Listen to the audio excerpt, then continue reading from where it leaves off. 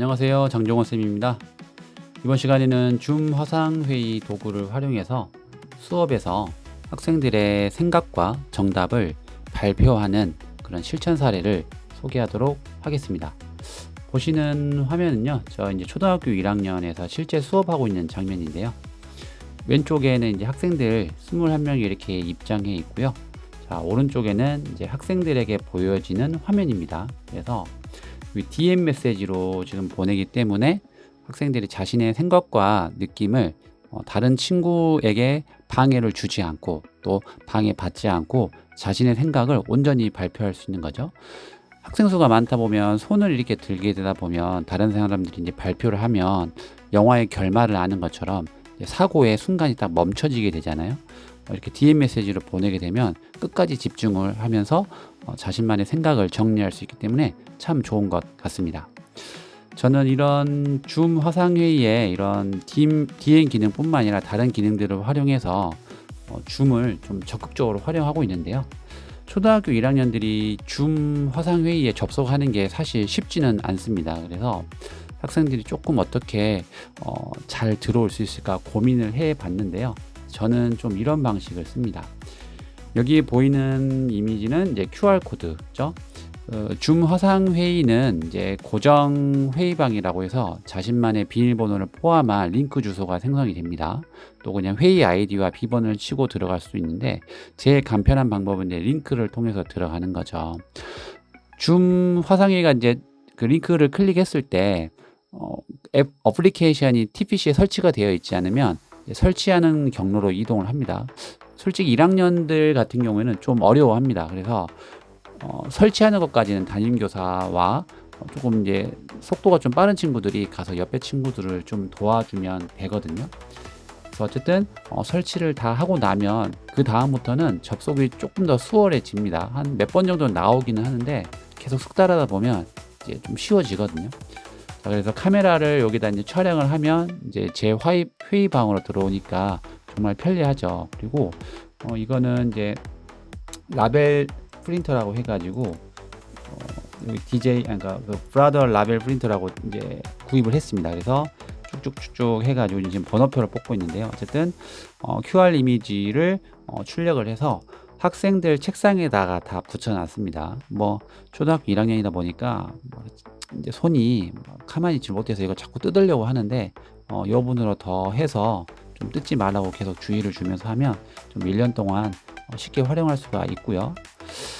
초1이 이 숫자와 영어를 입력하는 것 좀 쉽지는 않습니다. 그런데 뭐 초등학교 고학년이나 중학교 고등학교에서는 그냥 이게 QR로 이미지 하는 게 좀 번거로우시면 그냥 이렇게 짧은 주소로 써놓는 것도 좋고 또 교과목 선생님별로 국어, 수학, 사회 이런 식으로 해서 좀 정리를 해서 붙여놓는다면 저와 같은 기능들을 사용할 수가 있겠죠. 자, 그러면 한번 천천히 보도록 할게요. 자, 그래서 DM 기능을 활용해서 자신의 생각을 DM으로 보내는 이런 수업에 활용할 수 있는 장점이 있고요. 또 이 외에도 아시는 것처럼 줌 화상회의에는 공유 기능이 있죠. 그래서 발표자의 화면을 다른 사람들에게 그대로 보여줄 수 있는 기능들이 있는데, 자, 그래서 뒤쪽에 앉아 있는 학생들이 앞에 전자칠판 화면이 너무 작으면 잘 안 보이잖아요. TV 화면이 막 아직도 뭐 50인치대가 좀 많죠. 거의 뒤에서는 잘 보이지가 않습니다. 이렇게 TPC에 줌 화상회의로 들어와 있는 상태에서 공유를 이렇게 걸면 여기 보시는 화면처럼 선생님이 있는 화면을 학생이 있는 화면에 그대로 보여줄 수 있기 때문에 참 편리하겠죠. 그 다음에 이게 핀치 기능이 됩니다. 그래서 선생님이 어떤 설명을 할 때 잘 안 보인다 싶으면 이렇게 화면 확대 기능을 통해서 볼 수가 있는 장점이 있습니다. 그 다음에 이제 단계형 학습이라고 제가 굳이 명명을 했는데요. 저희 초등학교에서는 이제 미술 같은 거 종이접기나 이렇게 수채화 같은 걸 단계형으로 이렇게 설명을 하잖아요. 그런 컨텐츠들이 참 많은데 그걸 틀어놓고 이제 학생들이랑 이제 활동을 하는데요. 물론 이제 수채화 같은 건 할 때는 좀 없어야겠네요. 엎지를 수도 있으니까요. 어쨌든 그 아이들에게 링크를 주고 너희가 알아서 해라 하는 방법도 있는데 그렇게 되면 자기 막 속도가 안 맞으면서 실수도 많아지기 때문에 가끔씩 저는 그냥 제가 가운데서 통제하는 걸 선호를 해요. 그래서 멈춰 놓고 설명하고, 멈춰놓고 설명을 할 때 요 TPC가 있으면 아무래도 주의 집중도가 좀 올라가겠죠. 그다음에 여기 공유 기능 중에 모르시는 분들이 많은데 여기 화이트보드 기능이 있어요. 그래서 이 화이트보드 기능을 활용을 하면 여기 패들렛 같은 효과도 좀 가질 수가 있습니다. 그래서 학생들이 여기다가 자신만의 포스트잇을 이렇게 붙여가면서 하면 좀 편리하겠죠. 그래서 이런 기능도 있으니까 줌 화상회의의 기능을 활용하시면 좋겠고요. 그다음에 이제 수업을 하시다가 좀 중요한 순간이 있는 거예요. 그 지점에서 화면 녹화를 하는 거죠. 그래서 화면 녹화를 해서 특정 사이트에다 올려놓으면 학생들이 복습하기도 좋고, 또 선생님이 한번 설명해 놓은 자료를 후속 차시나 아니면 내년도에 미래의 어떤 수업에서 잘 백업돼 있으면 불러와서 하면 선생님의 수업에 대한 에너지도 좀 줄어들겠죠. 자, 이제 끝으로 몇 가지만 더 설명드리고 마치도록 하겠습니다. 줌 화상회의의 좀 단점 중에 하나가 무료 이용 시 40분 제한 시간이 걸리는 건데요. 저는 이렇게 QR코드가 있고 또 짧은 주소를 제공하기 때문에 다시 들어오라고 합니다. 그리고 솔직히 단위차 시에 저희가 40분 동안 계속 켜놓을 일은 없잖아요. 중간에 꺼내서 한번 켜라 하면 한 20분 정도만 쓰고 말아요. 하루 종일 쓰는 게 아니니까. 그래서 저는 크게 불편한 점이 없더라고요.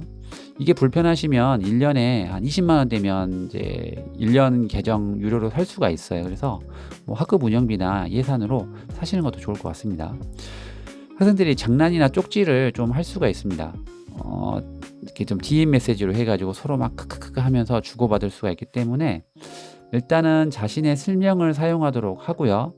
선생님이 사용하라고 할 때만 저는 이제 학생들이 입력을 할 수 있도록 합니다. 그래서 제가 어떤 발문을 하고 그때 터치를 해라. 그 나머지 시간대에는 터치를 못하게 합니다. 그리고 이제 장난을 할 경우에는 태블릿 PC를 사용할 수 없다라는 것을 미리 안내하고요. 마지막으로 요 대기실 사용인데요. 또 많은 분들이 알고 계시지만 줌은 이 설정을 할 때 이 웹에 들어가서 설정을 해야 이 대기실 설정을 할 수가 있습니다. 그래서 줌 그 홈페이지 들어가셔서 로그인 하신 다음에 이 설정 탭에서 보안 탭으로 이동하신 다음에 이 대기실이 있습니다. 그래서 이 대기실을 활성화를 해 놓으면 학생들이 들어올 때마다 수락을 클릭해야 되니까 불편하죠. 그래서 비활성화하면 되게 편리합니다.